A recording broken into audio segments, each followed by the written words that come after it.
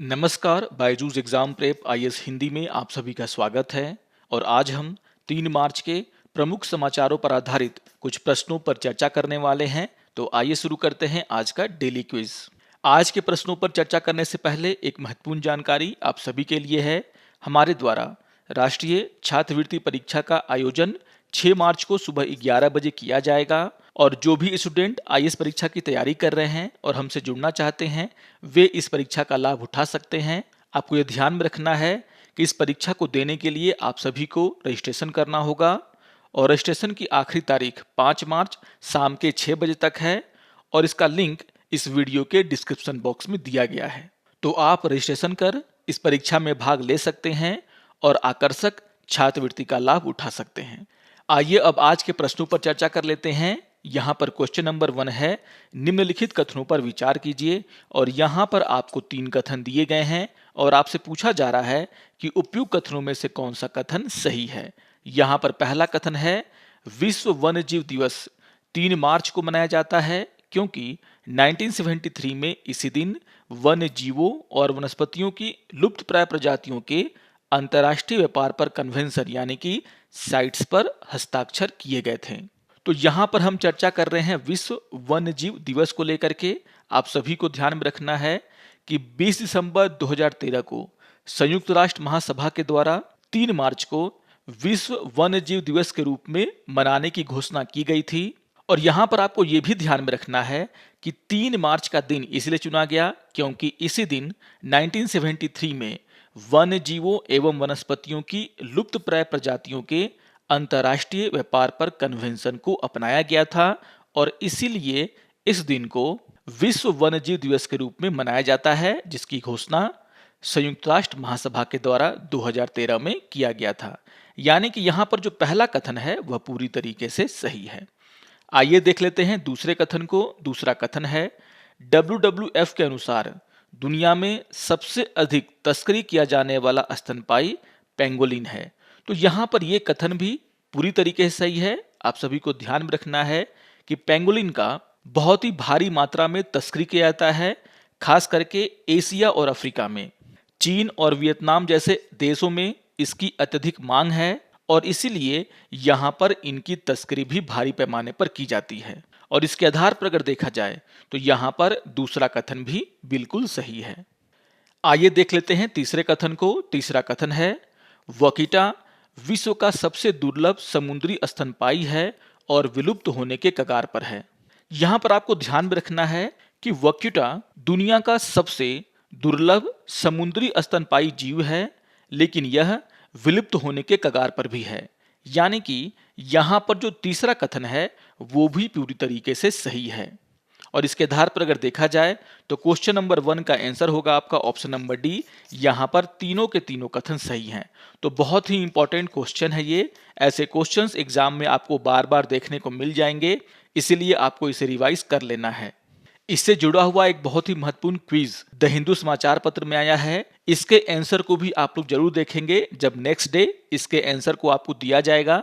यहाँ पर कुछ बहुत ही इंपॉर्टेंट क्वेश्चन दिए गए हैं और ऐसे क्वेश्चन आपके एग्जाम के लिए बहुत ही महत्वपूर्ण होते हैं, इसीलिए आप लोग जरूर इसे रिवाइज करेंगे और यहाँ पर जो क्वेश्चन दिए गए हैं उसके आंसर को भी जरूर नोट डाउन कर लेंगे। आइए अब क्वेश्चन नंबर 2 पर चर्चा कर लेते हैं। क्वेश्चन नंबर 2 है, राष्ट्रीय बाल अधिकार संरक्षण आयोग यानी कि NCPCR के संदर्भ में निम्नलिखित में से कौन से कथन सही हैं। और यहाँ पर आपको 3 कथन दिए गए हैं। यहाँ पर पहला कथन है, यह एक अतिरिक्त संवैधानिक निकाय है। कहने का आशय यह है कि यह एक वैधानिक निकाय है। और अगर हम बात करें राष्ट्रीय बाल अधिकार संरक्षण आयोग की तो आपको ध्यान में रखना है कि इसकी स्थापना मार्च 2007 में बाल अधिकार संरक्षण आयोग अधिनियम 2005 के तहत किया गया था। यानी कि यह एक वैधानिक निकाय है और इसके आधार पर यहाँ पर जो पहला कथन है वह पूरी तरीके से सही है। आइए देख लेते हैं दूसरे कथन को। दूसरा कथन है, यह केंद्र सरकार के गृह मंत्रालय के तहत कार्य करता है। तो यहाँ पर यह कथन पूरी तरीके से गलत है। हमने इस पर काफी चर्चाएं की हैं और आप सभी को ध्यान में रखना है कि NCPCR महिला एवं बाल विकास मंत्रालय के तहत काम करता है, यानी कि यहाँ पर दूसरा कथन गलत है। आइए देख लेते हैं तीसरे कथन को। तीसरा कथन है, अध्यक्ष का पद धारण करने वाला व्यक्ति पुनः नामांकन के योग्य होता है। अगर हम इसके सदस्यों की बात करें तो आपको ध्यान में रखना है कि आयोग में एक अध्यक्ष होते हैं और इसके अलावा इसमें 6 और सदस्य होते हैं, जिनमें से कम 2 महिलाएं होनी चाहिए।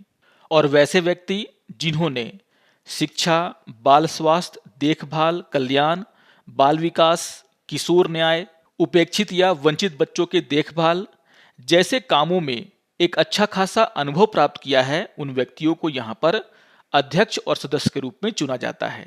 यहाँ पर आपको यह भी ध्यान में रखना है कि इसके सदस्य और अध्यक्ष रीनोमिनेशन यानी कि पुनः नामांकन के पात्र होते हैं।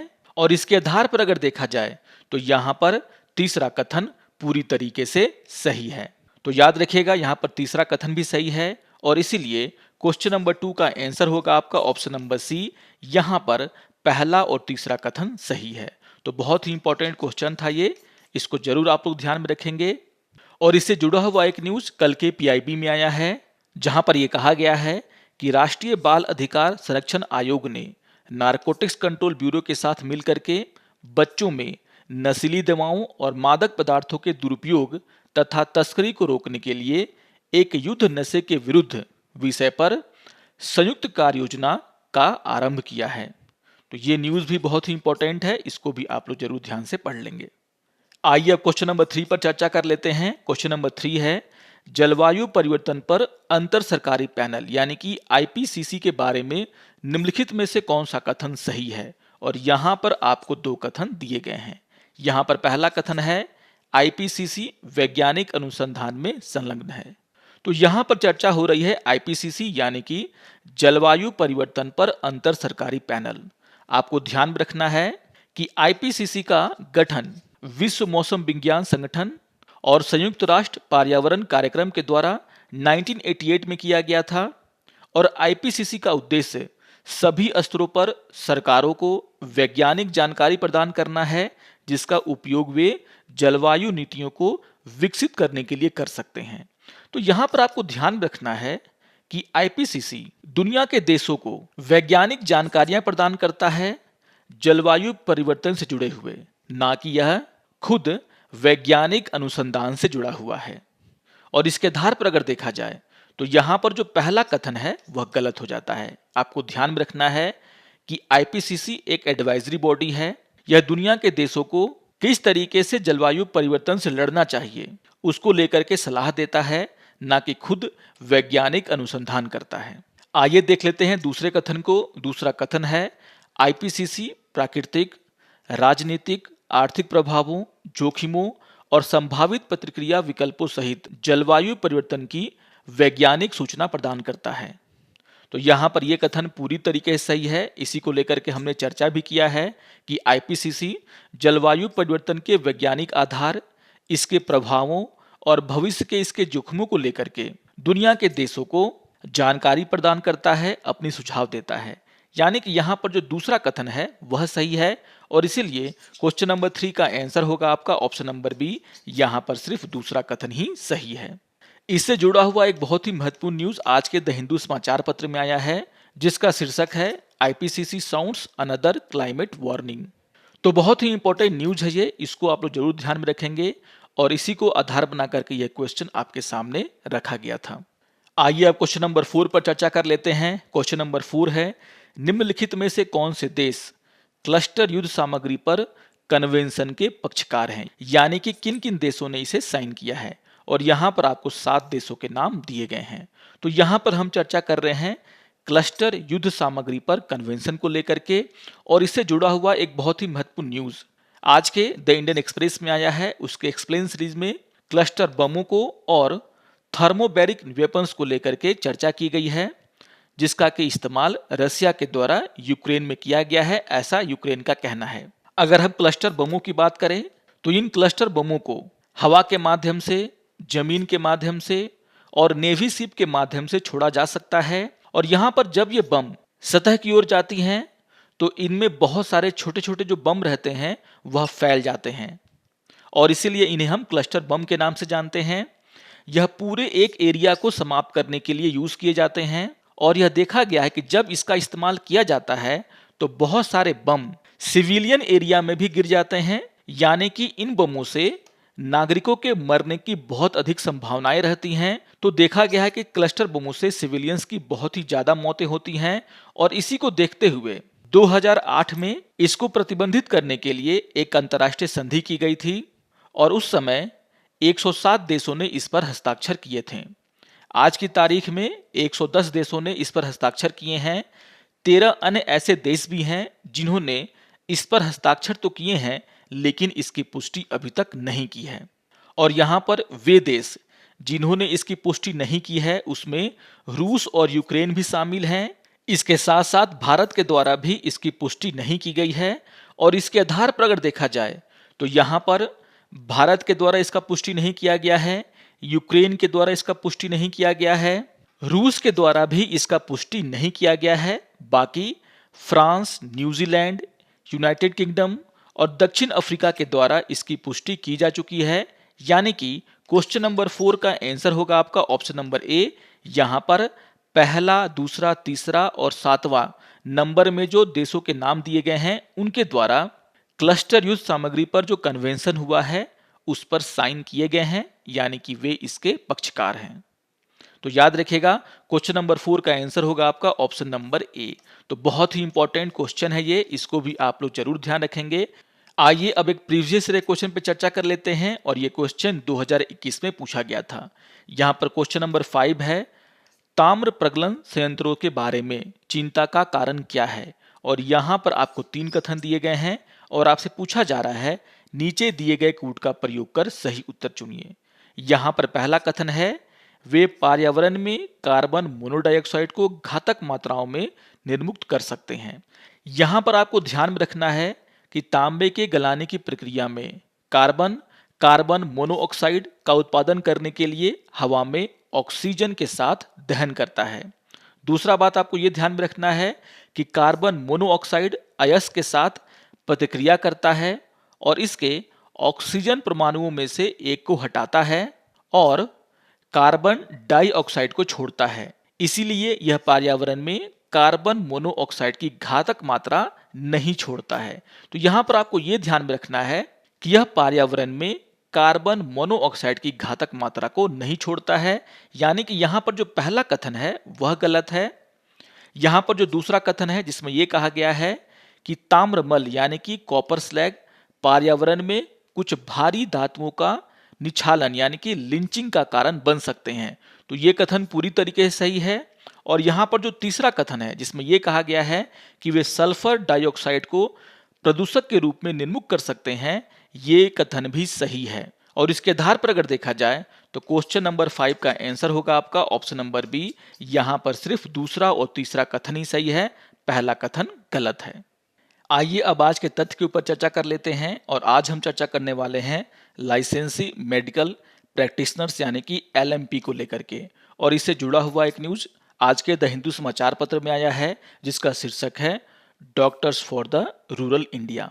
जैसा कि आप सभी जानते हैं कि हमारे देश में डॉक्टरों की काफ़ी किल्लत है, काफ़ी कमी देखी जाती है और ख़ास करके जो हमारे ग्रामीण क्षेत्र हैं वहाँ पर डॉक्टरों की कुछ ज़्यादा ही कमी आपको महसूस होगा।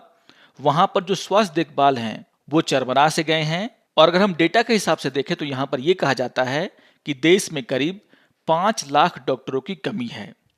और इसी को देखते हुए इस न्यूज़ में ये चर्चा किया गया है कि इस कमी को दूर करने के लिए सरकार को शॉर्ट टर्म कोर्सेज चलाने चाहिए जिसे हम लाइसेंसी मेडिकल प्रैक्टिशनर्स यानी कि LMP के नाम से जानते हैं। यहाँ पर यह जानकारी दी गई है कि इस तरह के कोर्सेज लाने से हमारे देश में जो प्राथमिक स्वास्थ्य देखभाल है उसमें बहुत बड़ा बदलाव आएगा।